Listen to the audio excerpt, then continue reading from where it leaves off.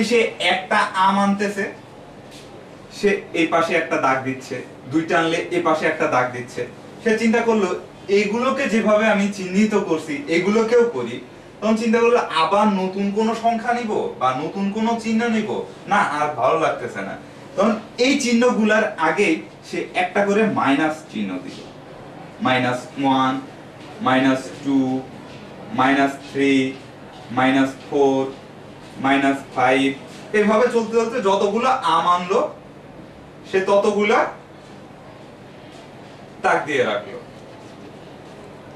আচ্ছা, এখন রাজা আসলো ভিজিট করতে তাকে।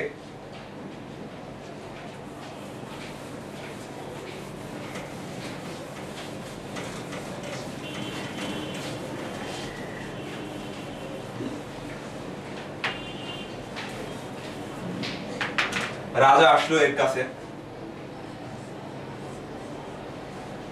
এখন বলল যে হ্যাঁ বল তোর সেই আমগুলো কোথায়।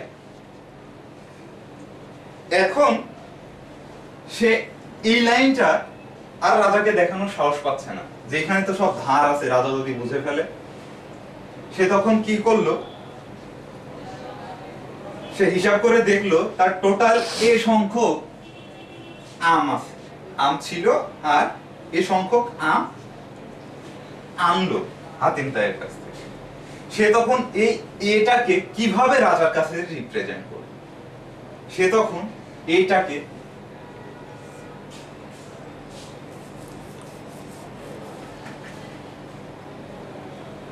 এইভাবে রিপ্রেজেন্ট করবে। এখন এই চিহ্নটা কি, হ্যাঁ এটাই হচ্ছে সেই পরম মান, আমরা যেটাকে বলি পরম মান। আচ্ছা, এখন যখন এই চিহ্নটা ব্যবহার করলো তখন এ মাইনাস থাক অথবা এ প্লাস বা শুধু এ থাক, দুইটাই সমান দেখাবে। তখন এইটা ব্যবহারের ক্ষেত্রে রাজা বুঝতে পারলো না যে আসলে কি, মানে ওর কাছে কি ধারের না নিজেরই এ আছে। এটা হচ্ছে ধার আর এটা হচ্ছে নিজের সম্পদ।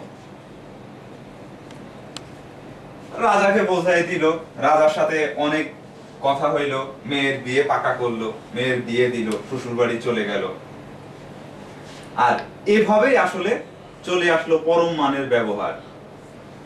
তাহলে দেখা যাচ্ছে কি আমাদের প্রথমে কোন কোন সংখ্যাগুলো চলে আসছে, এই যে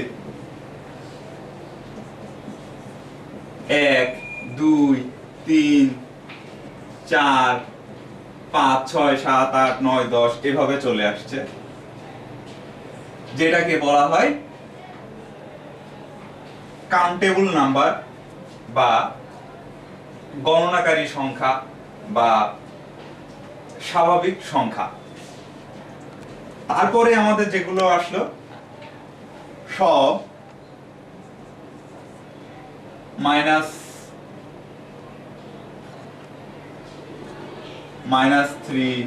-2, -1, 0, 1, 2, 3 এভাবে করতে অসংখ্য, অসীম।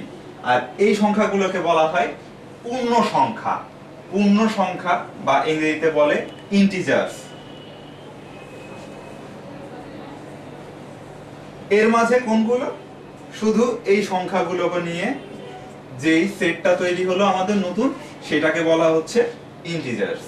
এটাকে প্রকাশ করা হয় z দ্বারা।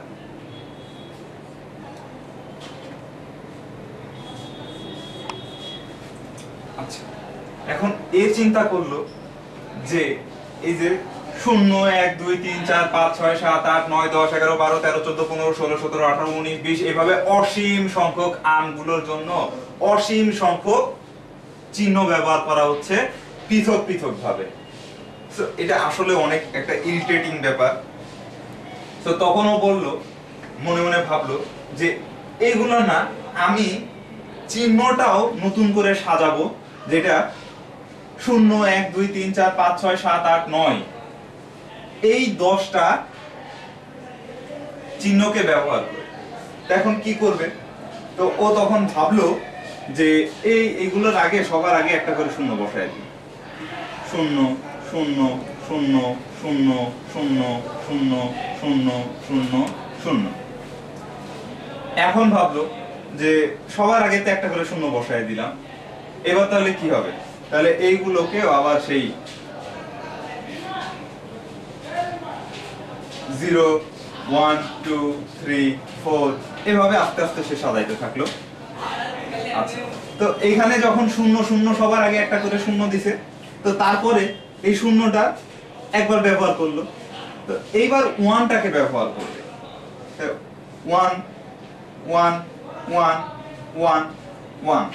ঠিক এইভাবে সে 10 11 12 13 14 15 এইভাবে যত দূর পর্যন্ত লেখা সম্ভব একটার পর একটা দিয়ে দিয়ে সে করলো।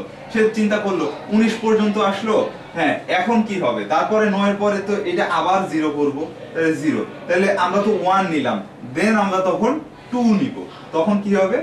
20 2 0। ঠিক এইভাবে যখন 199 পর্যন্ত আসলো, সে তখন চিন্তা করলো যে এই দুটাকে 0 করে দিব, 0 0, এইটারে চেঞ্জ করলাম, 1 বাড়াই দিলাম, দ্যাটস মিন 2।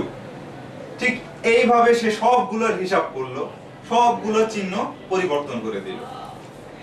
-10 -11 -12 এভাবে -a পর্যন্ত যতগুলো তার আম ছিল সেগুলো সে ব্যবহার করলো।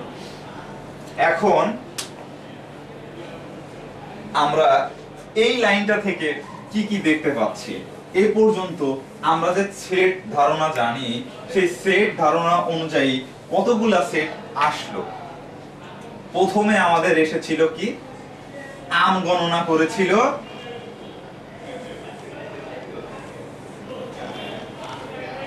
1 থেকে। এই সংখ্যাগুলোকে ন্যাচারাল নাম্বার বা কাউন্টেবল নাম্বার, গণনাকারী সংখ্যা বা স্বাভাবিক সংখ্যা বলা হয়। সংখ্যাগুলো কি কি? 1 2 3 4 এভাবে করতে করতে যত দূর পর্যন্ত গণনা করা সম্ভব। তারপর আমাদের আসলো শূন্য সহ ধারের সংখ্যাগুলো, দ্যাটস মিন নেগেটিভ সংখ্যাগুলো। সেগুলো কি?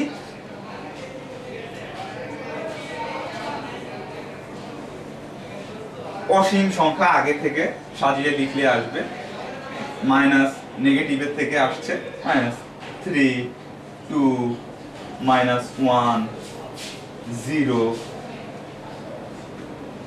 1 2 3 এভাবে চলতে থাকলো। এই সব সংখ্যাগুলোকে পূর্ণ সংখ্যা বলা হয়। আমরা যখন আম নিয়েছিলাম, যখন আম নিয়েছিল তখন একটা পুরো আমকে নিয়েছিল, ভাগ করে নাই। কি সে কখনো এভাবে ভাগ করে নাই, সে একটা পুরা আমকে নিছে আর একটা একটা করে সংখ্যা বাড়াইছে। এগুলোকে বলা হয় পূর্ণ সংখ্যা বা ইন্টিজার্স। একে জেড দ্বারা প্রকাশ করা হয়, বড় হাতের। আচ্ছা, এরপর